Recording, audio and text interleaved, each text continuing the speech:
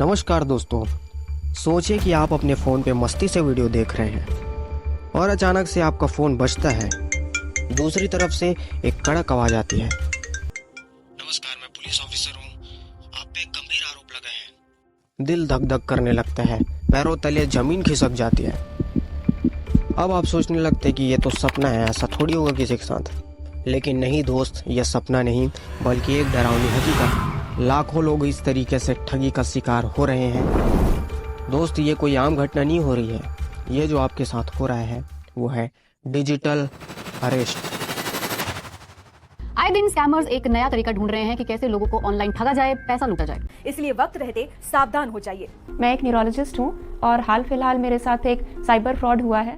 Department of neurology में associate professor doctor Ruchika Tandon से 2 करोड़ रुपए से ज्यादा ठग लिए गए।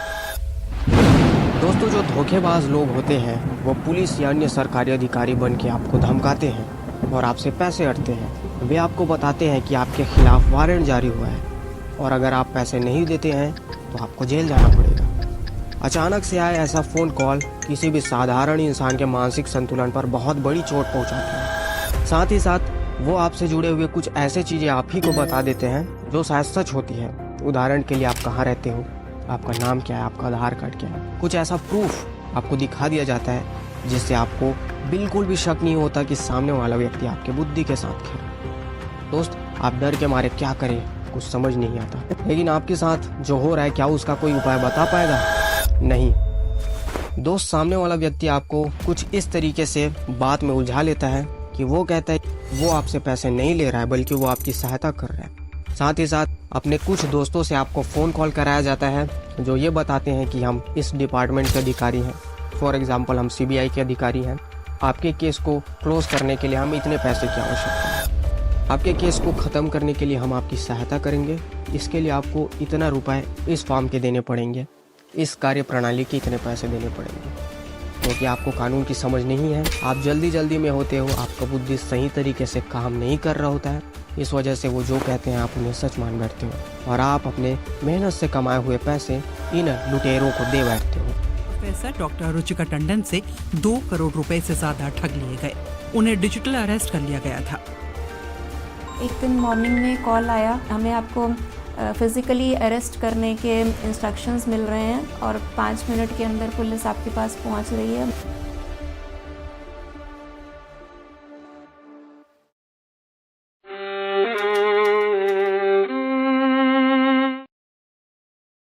आप पुलिस स्टेशन जाते हैं, पूरे मामले की जानकारी जब आप लेते हैं तो पुलिस आपको बताती है कि ये एक धोखा है। दोस्त, आपकी सांसें रुक जाती है। आप सोचते हैं कि आप इतने बड़े धोखे का शिकार कैसे हो गए।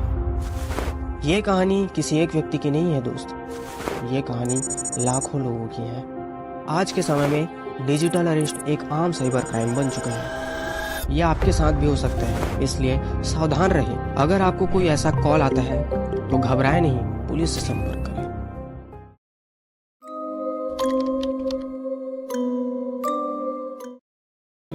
दोस्तों, सामान्य सी बातें ये हैं जिसे जानना सभी के लिए आवश्यक है कि पुलिस कभी भी फ़ोन पे पैसे नहीं मांगती है। साथ ही साथ आपको कभी भी अपनी व्यक्तिगत जानकारी किसी अजनबी के साथ शेयर नहीं करनी चाहिए। अगर कोई आपको फ़ोन से धमकाता है तो उसे अनदेखा कर लीजिए। एक बारी शांत होकर सोचिए कि वो क्या कह रहा है। दोस्त, हमेशा ना अपडेटेड रहें, एंटीवायरस सॉफ्टवेयर्स का उपयोग करें।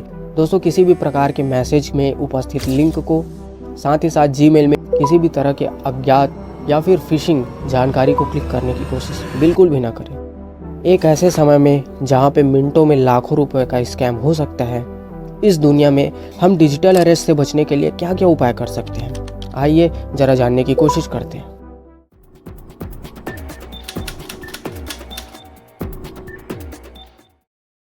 पहला जो उपाय है दोस्त, वो जागरूकता ही है।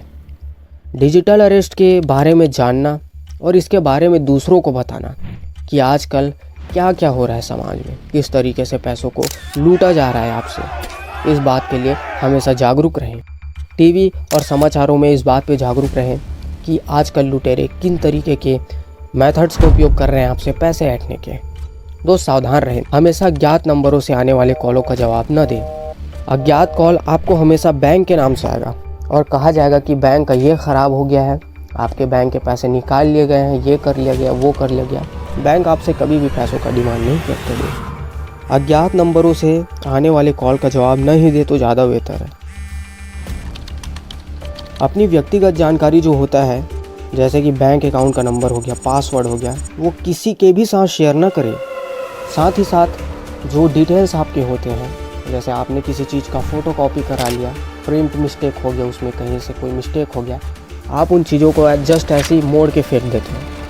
कोई भी चीज़ जिसमें आपकी सेंसिटिव जानकारी है, जैसे आपका मोबाइल नंबर, आधार कार्ड, आपको उन कागज़ों को ऐसे सामान्य तरीके से नहीं फेंकना चाहिए दोस्तों। अगर आप वो कागज़ आपके काम के नहीं तो उसे आप अच्छे तरीके से फाड़ के या जला के फेंकने की कोशिश कीजिए।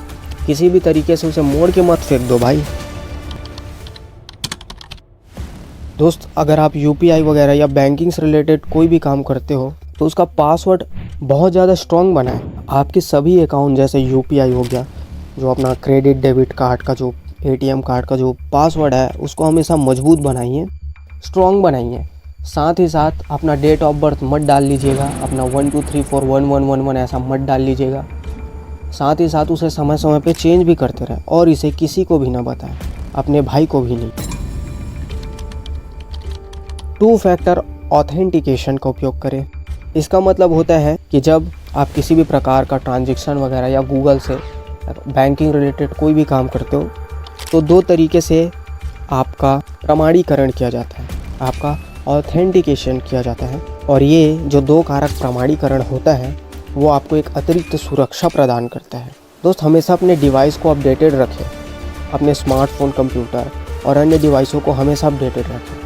साथ ही साथ जिन मोबाइल में आप यूपीआई वगैरह चीज़ें इस्तेमाल करते हो उस मोबाइल में ज़्यादा आप कलाकारी करने की कोशिश ना कीजिए। बाहर के एप्लीकेशंस को डाउनलोड ना कीजिए, पायरेटेड मूवीज़ को डाउनलोड करने के लिए कहीं भी ना चला जाए।